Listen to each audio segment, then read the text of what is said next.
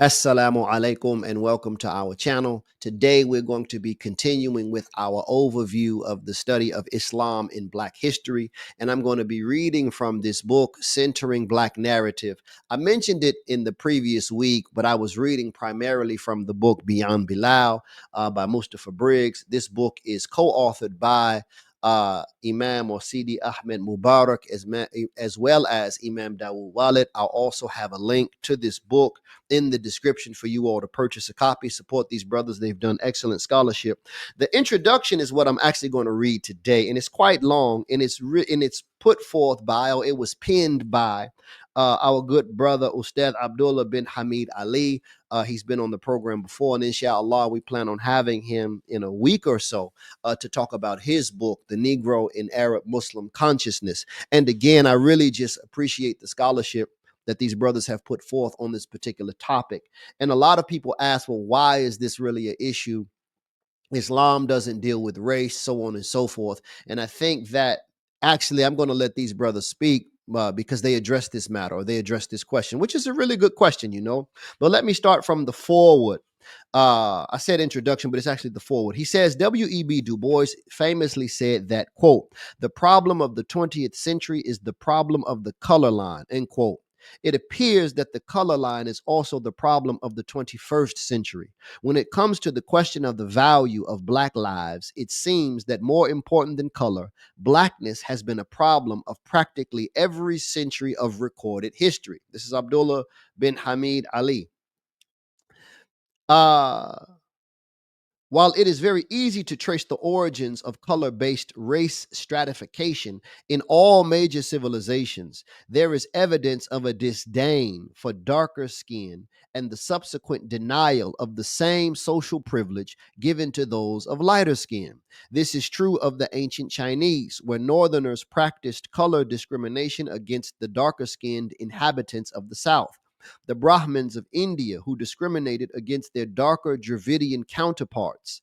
And it even appears to have been the case in Arabia, especially with regard to indigenous Africans, both before and upon the passing of the Prophet Muhammad. Now, this point he makes is very interesting. Imam Muhammad, when he became the leader of the Nation of Islam after his father, and he began the process of transitioning the community into what's considered Orthodox Islam, one of the early lectures that he gave was on white supremacy regarding the Aryans and the Dravidian people. And basically, the original inhabitants of the Indus Valley were dark skinned. There are actually some still left today. You can actually look this up. Very dark people. But the Aryans invaded and the Aryans were defeated. And when the Aryans came from the north, and what ended up happening is, to just like fast forward through a lot, they entered into, or they began to influence the people's religious idea. And in their religious idea, they had a notion of the children of the light and the children of darkness. Now, in spiritual language, this means the people of, or the people who have been blessed with spiritual illumination, and people who are cut out of illumination and they are in sin and corruption.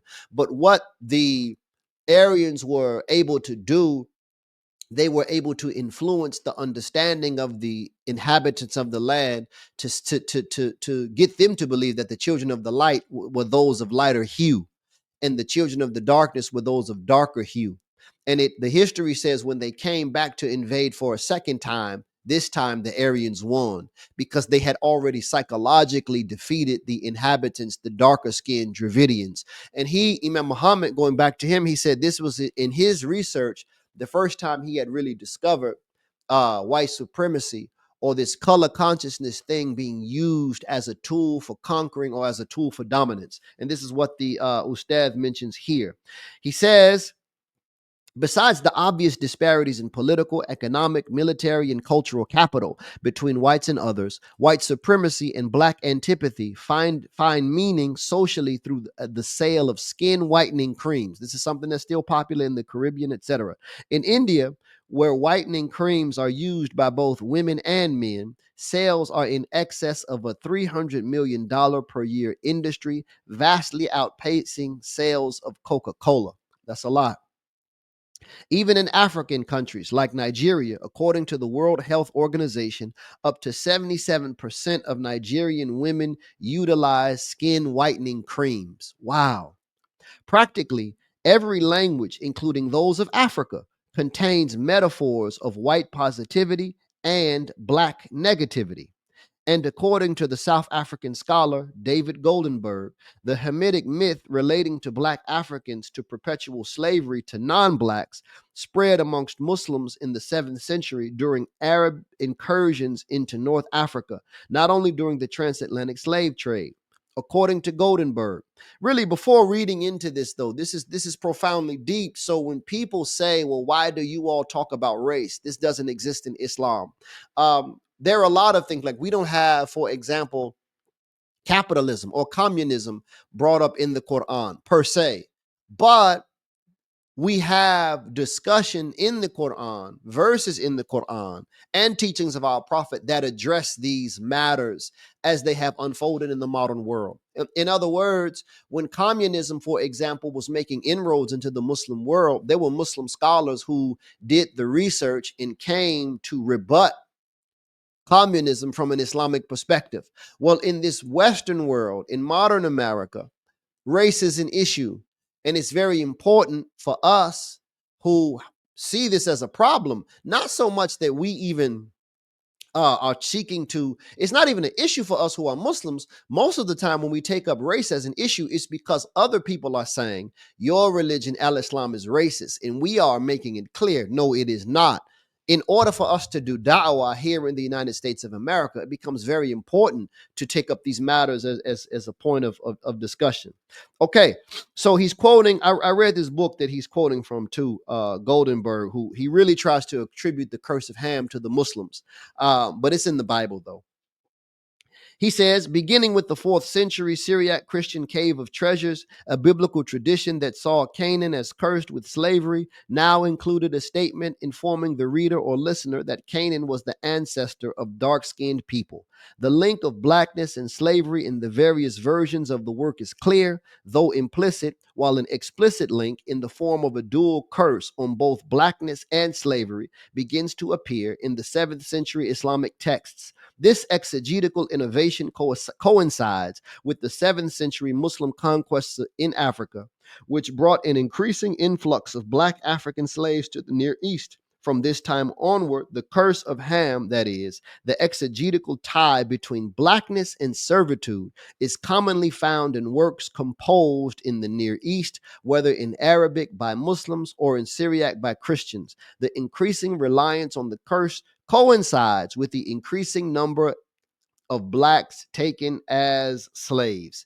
So, in his book, The Curse of Ham, Race and Slavery in Judaism, Christianity, and Islam, again, as I mentioned, he really tries to put the issue on the Muslims. But again, it's clear in the Bible, and it was clearly quoted by Christian missionaries and thinkers during the time of the North Atlantic slave trade. But the simple fact of the matter is that everybody is, to some degree or another, guilty. And that's what the author here, who's writing this forward at least, all of these people, are guilty to some degree or another of putting down this. In other words, this has happened in civilizations throughout time. People of a darker hue have been put down as being of lesser value. Okay. So I'm going to skip ahead a little bit and let me skip to page 5. He says, for the purpose of this book, these facts are important. So he just sort of recounts, he gives sort of an overview of different people and different nations and their regard for blackness. He says, for the purpose of this book, these facts are important because without considering them, especially when reading classical religious literature, one can easily misread both the content and context of early writers. Among those writers are many who anathematize Muslims for characterizing Prophet Muhammad, God's blessing and peace be upon him, as black, even though descriptions of Prophet Muhammad are disparate. He is quoted as saying in one sound tradition, quote, I was sent to the red, meaning the white, and the black, end quote. And then he says, in another tradition, he relates to the second Caliph Abu Bakr a vision or dream he had saying, quote, I had a vision of myself being followed by black sheep who were being followed by a flock of white sheep until the black sheep could no longer be seen. Abu Bakr reportedly said, O God's messenger, as for the black sheep, they are the Arabs. They will enter Islam and multiply. The white sheep are the non Arabs. They will enter Islam until the Arabs will no longer be recognized due to their numerousness. The Prophet reportedly said, quote, this is precisely the interpretation offered by the angel Gabriel, prior to dawn. In other words, the black to whom the prophet was sent and the black sheep overshadowed the white sheep are the Arabs and other blacks. Imam Nawawi clearly has no problem with the validity of such an interpretation. And the Lebanese scholar Naum Shakir, who authored Tarikh al-Sudan, meaning the history of the blacks, lists Arabs as a subspecies of blacks in light of these considerations. If this is true, it would seem uncontroversial to call the prophet black, since he was, after all, an Arab. Despite the soundness of this logic, Muslim Orthodox teachings have been so as to consider anyone who characterizes the prophet as black to be apostates who are to be executed without delay, having no opportunity for redemption. Now, that's a shame. So, what he's saying then uh, is that this color consciousness and this rejection of blackness has even seeped into Islam, because according to sound tradition, the prophet himself, praise and peace be upon him, existed among a people who were considered, according to these reports, black. But he goes on to say, rather than arguing that this opinion is flawed or backwards, as is the tendency of many modern Muslims, I would contend that it's important to completely consider the context from which those scholars were writing. Firstly, they argue that what is fundamentally problematic about such a characterization is that it attributes to the prophet, God's blessing and peace be upon him, a description by which he was not known. In other words, while there are many different ways the prophet's color is described in the biographical literature, one report describing him as akhdar, or green, as a metaphor for dark, none of the traditions describe him as being aswad, the standard word for black. So it is simply a matter of mischaracterizing the Prophet Muhammad, God's blessing and peace be upon him, which can be taken as a form of disparagement according to this view's proponents. In other words, this is not necessarily an indication of racism. This is an indication of people attributing to the prophet that which he himself was not attributed with in his own time. So by just calling him an outright black man by the word eswat, it's like lying on him, because he didn't know that term, or he was never described, but he knew the term, but he didn't describe himself by that term, or he wasn't described by that term. That's what's being said. So it may not be considered as racism in the same manner that we see racism, for example, amongst the Aryans and Dravidians.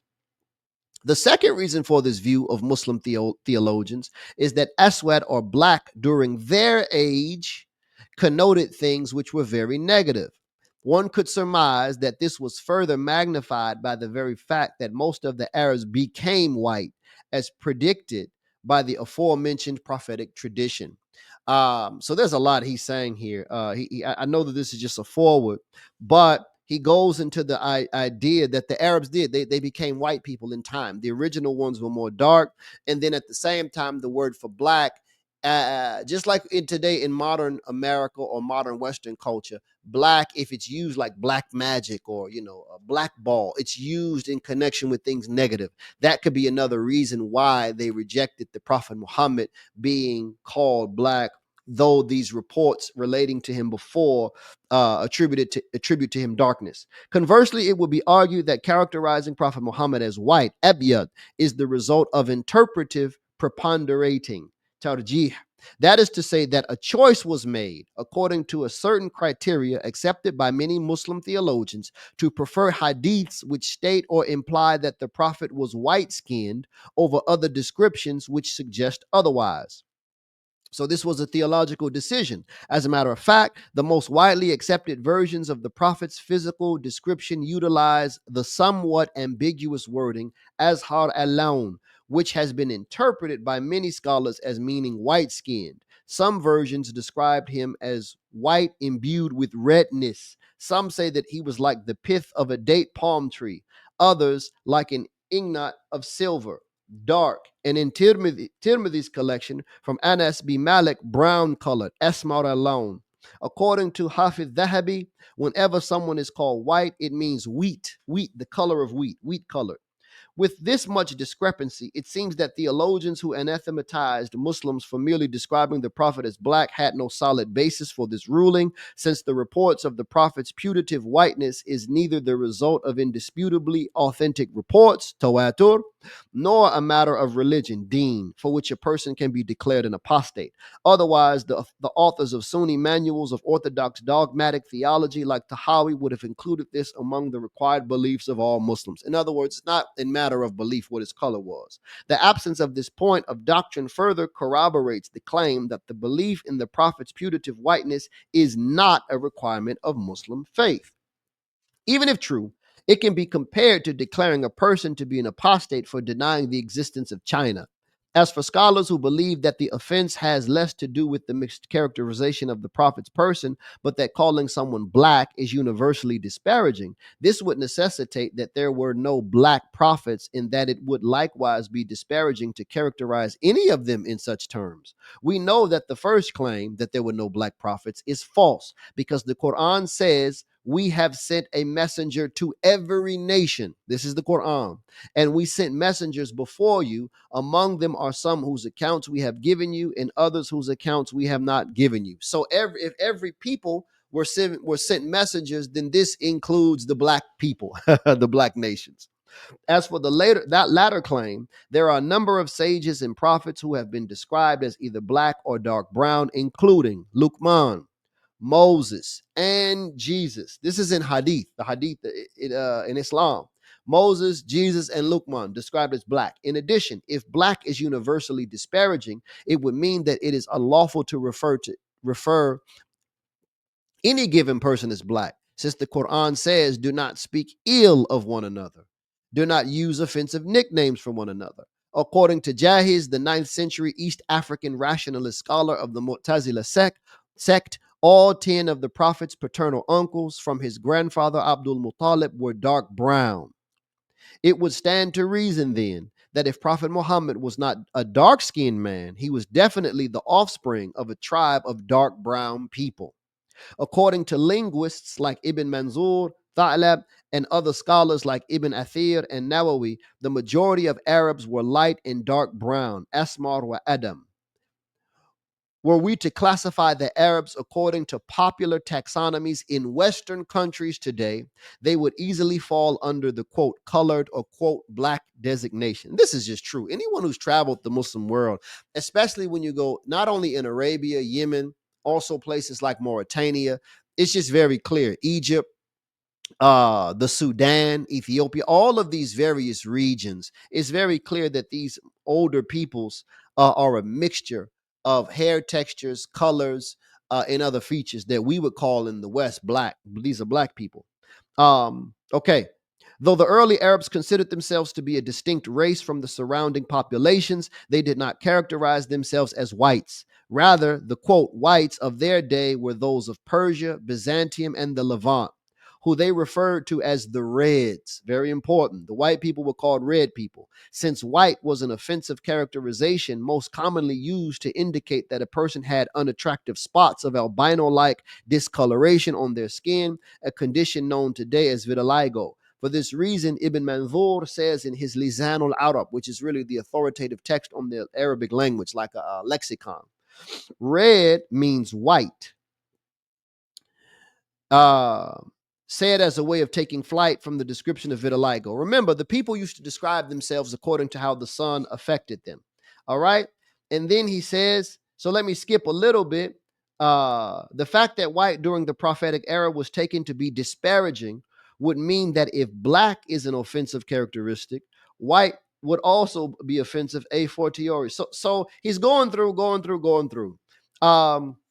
And I don't want to read it all for the sake of time. I think we covered enough. The basic point is, in conclusion, for this part, and again, I encourage you all to get this book, very good book. That's just the forward. I felt it was worth reading. These color distinctions that we have today in the modern Western world were not the same color distinctions that we had in the old world of Islam or in the old ancient world, period. Therefore, we have to be very careful about reading even the history of the early Muslims, the early characterization of Muslims through the lens of sort of this modern Western focus. The people of the Arabian Peninsula during that time would be characterized today, according to today's modern standard, as dark people. Like they say, black and brown people. Well, that's how they would be characterized today.